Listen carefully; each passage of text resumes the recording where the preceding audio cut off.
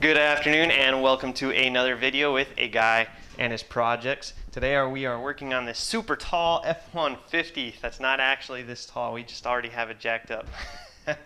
But it does look really tall right now. I'm 6 foot tall. Anywho, we're doing today is the bearings, the hub bearing assemblies.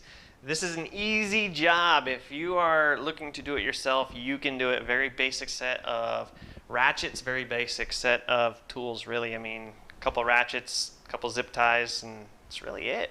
If I say ratchets, I mean sockets, but you know what I mean. So we are using the bearings. I will link these down in the description below, but we are using these Timkins, part number SP550212. I love Timkin. I've had good luck with them so far, and that's what we're using. I'm not endorsed, I'm not sponsored, I'm not anything, just I like the Timkins. Teamkins, I don't know. These come from the factory. I just installed these same bearings, same branded bearings on my F250 too, so if you haven't seen that video, check it out. But this is a 2004 F150 four-wheel drive. It's got the 6 lugs. If you're buying bearings, make sure you pay attention. There's like 5 million options online for what you actually need. These bearings are going to come with, if I can get them out of the wrapper. So these bearings do come with your new ABS electrical pigtail. So you can get rid of your old one, which probably looks like crap by now anyway. And yeah, they're nice quality from what I've seen so far. So we're installing those. Why are we installing them? Because they're bad. How do you know they're bad? Well, this is my little brother's truck, and he had a tire that was worn out real bad. I assumed it was an alignment or something, took it in, and they told him it was bad because, I'm hoping that shows up on video. That's not the lug nuts. Lug nuts are tight. This is the bearing. It's not a ball joint. That's a bearing. You can do it at all 4 corners, up and down. That's horrid. So we'll get a close-up of that here in a second. But that's why we're replacing it. Again, not a scary job, not a hard job. You can do it. Save yourself $700. I have nothing against mechanics, but you can do this in like half an hour. Not joking. So let's get started. All right, first thing, get your ratchet and your socket. You're going to take the caliper off. You do not need to take the brake pads off of the caliper. Just take the entire caliper assembly off. It's just 2 bolts. You have one up here, right there, and then there's one directly below it, about 6 inches on the bottom, that you're also going to take off. We'll show that here, right there, on the bottom of the caliper. Again, you don't need to take the actual pads off. Just take the whole assembly. Don't completely take out the bolt until you are ready to support the caliper all on its own. You do not want this to fall and put a lot of stress on your brake lines. You don't need a hook like this. You can get some tie wire, a coat hanger, or anything you want. I happen to have these and they work great. I will link them in the description below if you're interested, but not necessary. At this point, you can take your rotor off. You may have to beat it with a rubber mallet. Your brake line will just unclip from the hub assembly there, and the bracket there. Snap off this stupid little plastic clip, and then you can unclip it from there. This is just your pigtail for the ABS sensor. And pulls off just like so. Easy peasy. It's just a 2-pin connector. Now that's free, so you won't have to deal with it later. You have 2 bolts holding your hub on this side, and then 2 more identical straight across on the other side. For easier access, you can undo the tie rod ball joint end, and you can twist your whole entire knuckle around. It's not necessary though, and I did not do that in this video to show you that it doesn't take a lot of work to actually get this apart.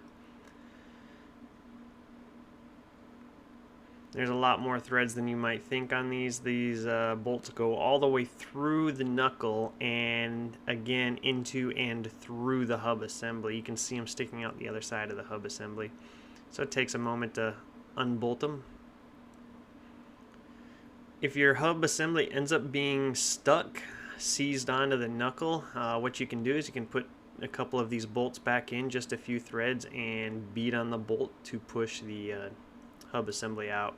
Being here in Arizona, we rarely have those seizure issues, but if you're in the Rust Belt, that may very well be something you deal with on a regular basis.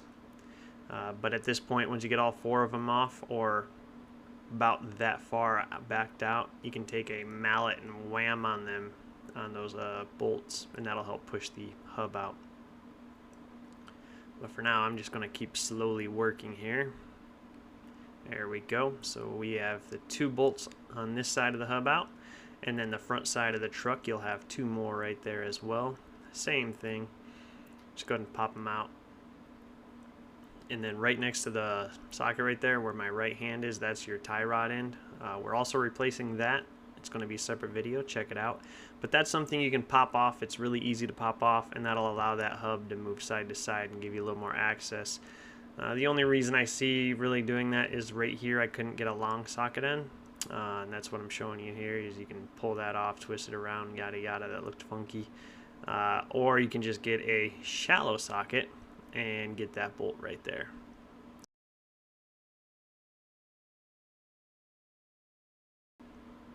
And then that bolt's just going to come right out. That's all 4 bolts at this point.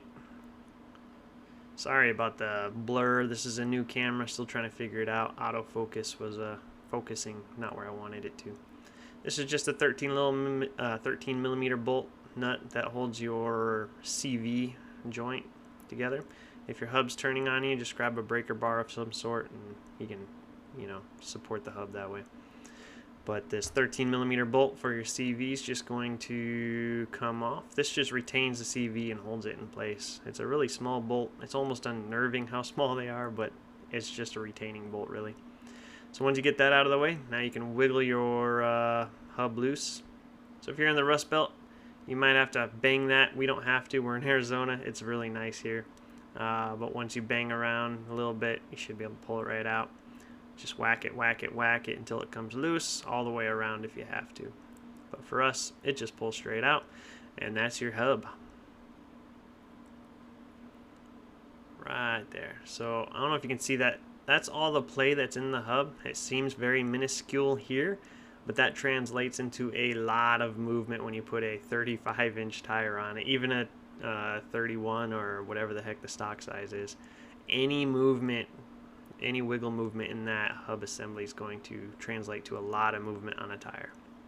And this is how it failed. So it kind of disintegrated, and you can see the metal chunks. There's all kinds of metal chunks in there. It's no bueno whatsoever. So at this point, we ended up popping the CV away from the hub, or away from the knuckle, so we could clean it really good. We're not going to show that because most likely you don't have to do that on a regular hub assembly change. But at this point, we've put the CV back in the knuckle. We're going to grease this all up nice and neat, mainly because we had to completely remove all of the existing grease. On the passenger side, his bearing was good. We replaced it because you replace them in pairs, and actually there is a substantial amount of decent grease in there, so we didn't really add any. This side, however, like I said, we completely cleaned this thing out, so we definitely had to add some grease in. Just make sure you're using some grease rated for wheel bearing situations. Alright, got your latexes on. Get the CV back in place. It may fall back out again, just be patient. Take any protective caps off of your new hub assembly. The ABS line goes to the rear of the vehicle, just like so. And just stick it on in. Stick it in, stick it in. You will probably find out that this isn't going to match up flush with the knuckle. Probably going to be a little 1/8 inch gap between the new bearing or hub assembly and the knuckle. That's okay. Just put 2 bolts in, or all 4, and start snugging them up by hand. I just did the 2 opposite corners. I picked 2 corners, so the top corner and then the opposite bottom corner. And then you just snug them up little by little until the hub assembly meshes itself in against the knuckle. And then you can put your other 2 in and then torque them all up. But as you'll see here, I just have the two opposite corners, and I'm going to tighten one just a little bit, kind of like your lug nuts. You don't want to just do them all in a circle. And we're going to go down and tighten the other one a little bit just to pull it in. Again, I apologize about the focus. New camera, apparently it focuses on whatever is closest to it, like the caliper right there. But you get the point. We're back to the upper corner, and now that it is snug against the knuckle, we can put our other two bolts in and then snug them up and torque them down to manufacturer specifications in a star pattern.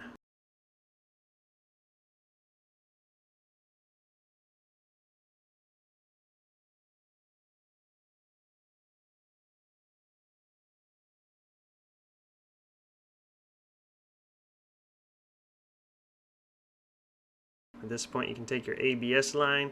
This little plastic or rubber grommet just slides into place like so. And then for this one, I'm an idiot. That's not what goes there. There we go. And now I figured it out. Just got to figure out what size fits where. Kind of like a little 3-year-old puzzle. And then once you get up to the top, you can plug your pigtail back in. Boom. Beautiful.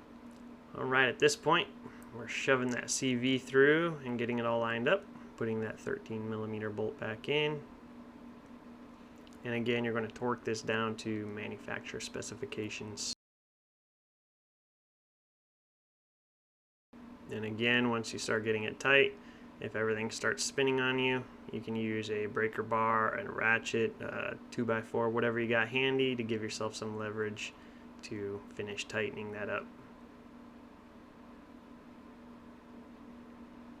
Alright, so now you can see hub is nice and tight. Beautiful. Rotor can go back on. From there, we're ready for our caliper. And this just goes back on just like you took it off. Again, you shouldn't have to take the pads off in order to get this assembly back on.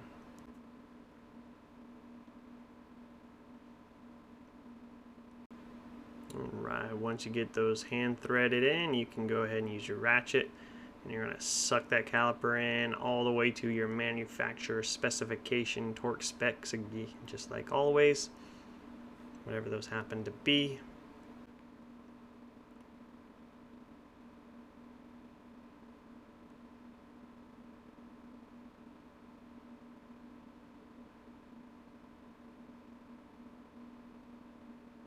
Okay, now that your caliper's all nice and tight, you can pretty up your ABS line.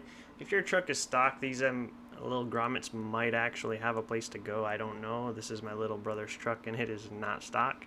So we're just going to zip tie them to the brake line as it goes and try and make it as pretty as possible. Don't forget to cut your ends off the zip ties to make it look like you did it on purpose. It feels so much better, man. It's solid.